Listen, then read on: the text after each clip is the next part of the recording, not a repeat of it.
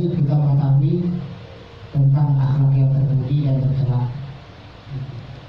Ya, jadi bukan hanya belajar yang berkaitan dengan syariat aja, tapi juga belajar dalam hal yang berkaitan dengan akhlak. Ya, kalau mau disebutkan tasawuf lah gitu. Ya, karena orang nggak boleh dan nggak bisa dan nggak mesti ya bertafakuh saja, berfikih saja tapi tanpa tasawuf. Ya, sembahyang, puasa aja, sedekah aja tapi akhlaknya dia nggak pakai. Atau sebaliknya, akhlak aja, ya bertasawuf aja tapi syariatnya tidak jalan, itu bahaya. Dua-duanya nggak benar. Ya, ada seorang ulama, yang lupa namanya, menyebutkan man tafaqqaha wa lam yatasawwaf faqad tafassaq. Barang siapa yang berfikih, artinya syariat dia pelajari, dia jalani, tapi gak bertasawuf, gak berakhlak, ya, maka disebut tafassaq. Nanti dia bisa berbuat fasik. Ya, rajin sembahyang, sholatnya gak perhatian, jangan minum wajib, yang sudah dikerjain. Puasa begitu juga. Ya, dari ibadah dia gak perhatikan, dia rajin, tapi akhlaknya gak bagus, itu namanya fasik. Ya, STMD, sholat taat maksiat jalan, gitu. Ya, itu namanya fasik. Yang lebih bahaya lagi apa? Man tasawwafa wa lam yatafaqqah faqad tasadda. Barang siapa yang bertasawuf tapi tidak berfikih, nanti jadi zindik. Zindik itu lebih ya bahaya dari fasik. Ada sih sebenarnya tapi yang itu kan akhlakannya cakep sama orang, akhlakannya ya sama orang juga bagus, dia nggak pernah ribut sama orang, nggak pernah nyerah orang, nggak pernah segala macam, dah hanya perlu dia jalanin, tetap nggak bisa. Jadi dua-duanya mesti ada gitu ya. Kalau fikih itu sesuatu yang zahir, yang kelihatan ya, asal kelihatan tuh, tapi yang nggak kelihatan mesti juga dipelajari supaya apa? Supaya nggak jadi gagal tuh apa yang berbuat dan perbuatan zahir, terjaga dirinya dari hal yang bisa membatalkan perbuatan zahir. Makanya disebutkan oleh Syekh Zarmuji, dikatakan wakadzalika fi sa'iril akhlaqi, dan begitu juga wajib mempelajari semua akhlak, baik akhlak yang terpuji maupun akhlak yang tercela. Contohnya apa? Al-jud, contohnya seperti jud, sifat kedermawanan, sifat murah hati, ya. Gitu. Kalau orang yang namanya murah hati itu luar biasa, nggak boleh lihat orang susah bawaannya mau ngasih, nggak boleh dengar saudaranya kesusahan bawaannya pengen ngasih. Itu orang murah. Kalau orang memberikan sesuatu ketika diminta itu biasa, tapi ketika orang memberikan sesuatu tanpa diminta itu lain lagi soalnya. Gitu. Ya, jud namanya, kedermawanan. Gitu. Apalagi wal bukhli, kekikiran, pelit. Ya, tadi kalau jud tadi kedermawanan itu akhlak yang terpuji, kita mesti tahu ketersimpaan, termasuk juga sifat yang tercela, semacam pelit atau kikir, ya, budi gasiran, mata kuning, tokok daun. Jangankan ya, duit jadi minta, dosanya diminta nggak dikasih, sakit itu. Karena saya bilang iya, dosanya diminta nggak dikasih. Jangan gue nyampe gue itu sakit. Kalau udah dosa bagi urusannya, jangan gue nyampe belum dosa, belum minta lagi. Ya, nggak boleh itu sifat bakhil. Bukhli sifatnya orangnya sifat bakhil. Jadi kalau kita bilang bakhil orangnya, ya sifatnya bukhul namanya. Begitu. Wal jubni, pengecut. Ya pengecut, bukannya takut, pengecut. Ya, nyalinya kecil, gitu. Badannya masya Allah, nyalinya kecil, gitu. Ya, kurang makan nyali kambing kan. Ya. Ada panggilan, ya, dalam agama. Udah yang lain aja dah, gitu. Cuma bilang kabar aja, ya nggak boleh itu sifat nggak bagus. Makanya ada satu doa yang boleh kita baca, mungkin doa itu udah kita baca.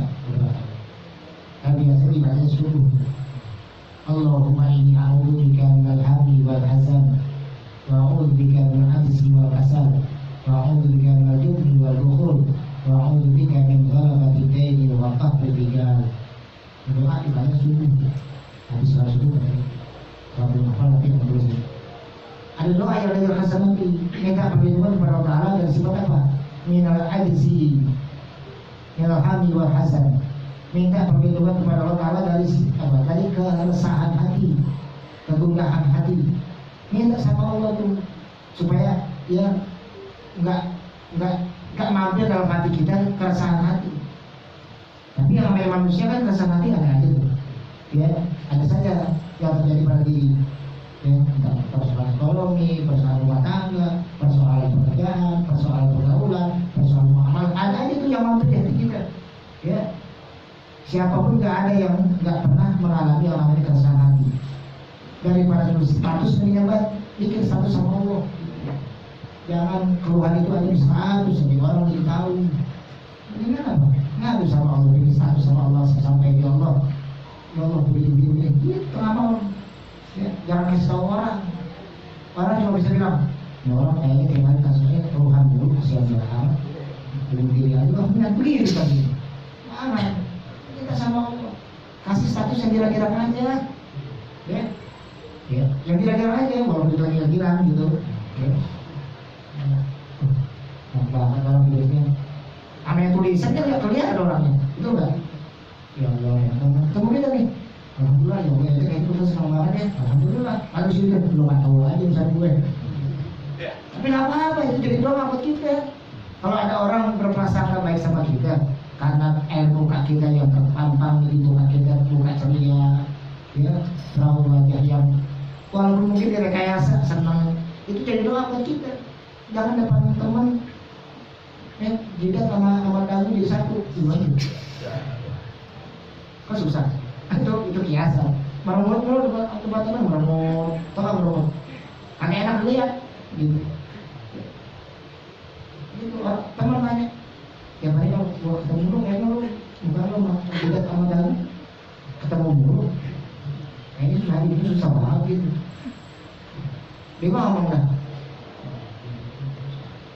Alat.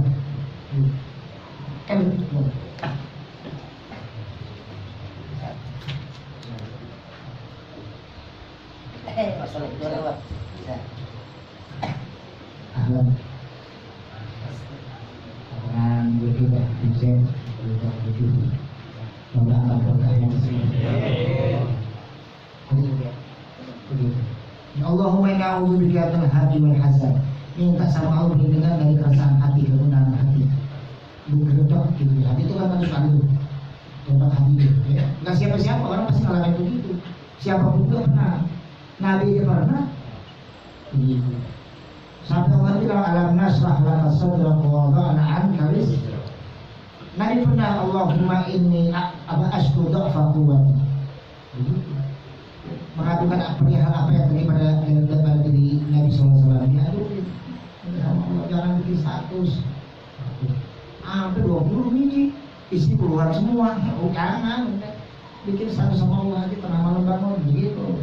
Umpetin ya, biar Allah kasih begini kita bilang aja gitu. Dan kesedihan, ilhami wal hazan wa dzikra wal ajzi wal kasal. Minta sama Allah perlindungan dari sifat apa? Sifat kemalasan, sifat kelemahan, kemalasan gitu. Ya. Gampang badannya. Kalau kita pengen ngilangin malas, gampang. Malas ngaji, malas berbuat baik, apa? Doanya Allahumma baksa'id. Begitu ngomongnya. Jadi Allah masain kita bergerak gitu ya. Mesti ada aja tuh ya. Kalau namanya berbuat baik ada aja tuh godaan kita buat hidup apa beranjak dari rumah ke tempat kebaikan gitu. Ada aja. Wa a'udzubika minal jubni wal bukhul. Minta sama Allah nih dari sifat yang namanya jubun, ya pengecut gitu, ya lagi kecil gitu, ya. Wal bukhul kekikiran, ya.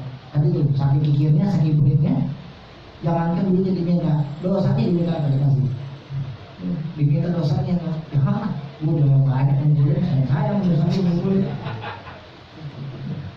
saking pelit itu. Ya. Wa'udzubika min ghalabati daini wa qahriha. Minta sama Allah dari apa? Min ghalabati daini, dari penguasaan hutang. Kita minta sama Allah gitu ya. Wakah rijal dan kekuasaan seseorang gitu. Yang sabi kita ini tertekan karena orang lain gitu ya. Itu makanya kata Syekh Zarmuji wa kadzalika fi sa'ir akhlaqi nahwu wal ruhi wal dhulmi wal jur'ati. Nah, akhlak yang berikutnya apa? Pelajari itu sifat keberanian, sifat patriot gitu ya. Kadang-kadang ada orang yang gak disangka tuh berani ada ya, badan perang segala macam. Apalagi sekarang nih godaan agama, masya Allah, fitnah agama yang luar biasa tuh ya. Saudara kita itu aman di sisi saudara kita yang dilihat, masya Allah ya, mereka nggak bisa bebas tuh. Kalau mereka Islam minoritas di negara tertentu udah nggak bisa ngapa-ngapain begitu. Kalau mereka di sini kan aman nih di Indonesia. Ada kalau kita mau nih kita balas, nggak usah kesana, ya di sini aja yang jadi lama-lama gitu. Banjir, tenggelam gitu. Tapi kita nggak begitu, jadi kalau Rasulullah nggak begitu. Ya. Watakaburi, nah sifat yang berikut yang jelek nih. Pelajari itu sifat takabur. Ya, apa takabur? Merasa besar sendiri. Itu warisannya iblis. Iblis itu dikeluarkan juga karena takabur. Ya, habis takabur batul hak hukum cemas. Menolak kebenaran, meremehkan orang lain. Itu sifat iblis. Dan karena sifat ini, iblis dikeluarkan dari surga. Gitu. Kapan? Pada saat Allah perintahkan malaikat dan penghuni yang ada di surga untuk memuliakan, menghormati Nabi Adam dengan cara sujud yang sebetulnya pada hakikatnya menghormati, memuliakan nurnya Nabi Muhammad SAW yang ada pada diri Nabi Adam alaihissalam. Wa idkurna lil malaikati isjudu li Adama fasajadu illa iblis aba wastakbara wa kana minal kafirin. Ketika kami perintahkan, kami berfirman kepada para malaikat isjudu li Adam, sujudlah kalian kepada Adam, malaikat semuanya sujud kecuali satu makhluk Allah yang namanya iblis. Makanya iblis itu artinya apa? Iblis sampai rahmatullah, makhluk yang terputus dari rahmat Allah. Kenapa dia kecuali iblis, abah, dia ogah, dia enggan, dia nggak mau, istakbara, merasa susah. Dan ketika orang tanya, ma mana'aka atas juda li Adam amartu, apa yang menghalangimu untuk sujud memuliakan Adam? Bukan sujud nyembah ya. Ketika aku perintahkan, iblis bilang apa? Ana khairun minhu khalaqtani min nar wa khalaqtani min tin. Aku lebih baik dari Adam. Kau ciptakan aku dari api, sedangkan kau ciptakan Adam dari tanah. Yang makhluk kurang ajar namanya. Dia diciptakan justru malah menilai penciptanya Allah Subhanahu wa taala. Makanya itu keluar. Gitu, ya. Alhamdulillah, jangan sampai ada. Maka kita belajar supaya tidak punya sifat takabur. Watawadu, ini lawanannya nih. Yang rendah hati, bukan rendah diri. Rendah diri tak boleh.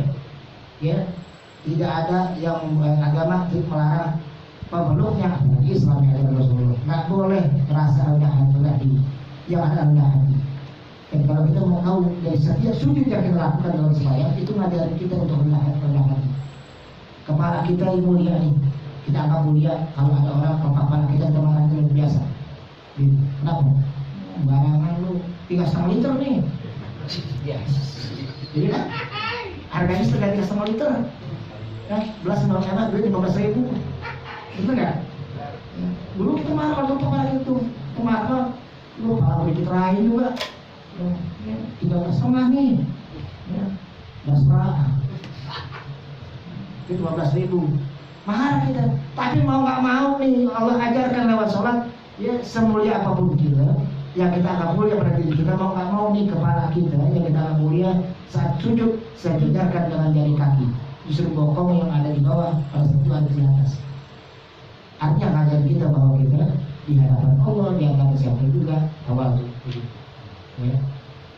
Wal ifati, apa ifat? Menjaga diri dari yang syubhat, apalagi yang haram. Ini yang disebut namanya wara. Orang yang disebut wari, al-ihtirazu an-syubhat fadlan an-haram, menjaga diri dari perkara yang syubhat, yang tak jelas status halal haramnya, nggak jelas remong-remong abu-abu kayak bajunya bambu. Remong-remong. Kalau udah perkara remong tinggalin. Kata Nabi, innal halala bayyinun wa innal harama bayyinun. bahwasanya yang halal itu sudah jelas, yang haram itu sudah jelas. Wa bainahuma umur mustabihat. Di antara keduanya ada perkara-perkara yang syubhat yang tak jelas statusnya. Halal apa haram? Jangan begini. Oh, nggak apa-apa kalau yang Tuhan juga tahu, gue lagi butuh. Jangan. Hindarin tuh. Ya.